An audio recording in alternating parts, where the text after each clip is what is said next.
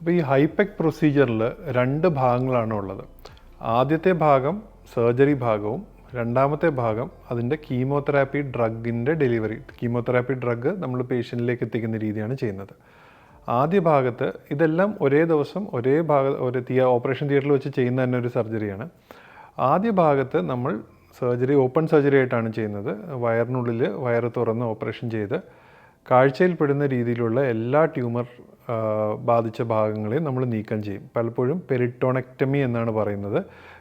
ഈ ലൈനിങ്ങിലുള്ള ക്യാൻസർ ബാധിച്ച കോശങ്ങൾ എന്ന് വെച്ച് കഴിഞ്ഞാൽ അത്രയും മൈക്രോസ്കോപ്പിക് ലെവലിൽ നമുക്ക് കാണാൻ പറ്റില്ല. പക്ഷേ കാഴ്ചപ്പെടുന്ന എല്ലാ ഡിസീസും നമ്മൾ പൂർണ്ണമായിട്ട് നീക്കം ചെയ്യും. ചില സന്ദർഭങ്ങളിൽ ചില ഇൻറ്റേർണൽ ഓർഗൻസ്, ഒരു എക്സാമ്പിൾ പറയുകയാണെങ്കിൽ അപ്പൻഡിക്സ്, അല്ലെങ്കിൽ ക്യാൻസർ ബാധിച്ച ഓവറികൾ, അതുപോലെ തന്നെ നമ്മുടെ ഗോൾ ബ്ലാഡർ എന്നീ അവയവങ്ങളിലൊക്കെ ട്യൂമർ ബാധിച്ചിട്ടുണ്ടെങ്കിൽ അവയും നമ്മൾ ഇതിൻ്റെ ഭാഗമായിട്ട് തന്നെ നീക്കം ചെയ്യും.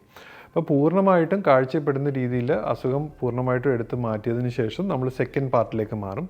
സെക്കൻഡ് പാർട്ടിൽ നമ്മൾ ചെയ്യുന്നതെന്ന് വെച്ച് കഴിഞ്ഞാൽ സർജറിയുടെ ഭാഗമായിട്ട് തന്നെ വയറിനുള്ളിലേക്ക് നമ്മൾ കീമോതെറാപ്പി ഡ്രഗ് കടത്തി വിടുകയാണ് ചെയ്യുന്നത്. അപ്പോൾ ഈ ക്യാവിറ്റിക്കകത്ത് നമ്മൾ ടെമ്പറേച്ചർ റേസ് ചെയ്യും.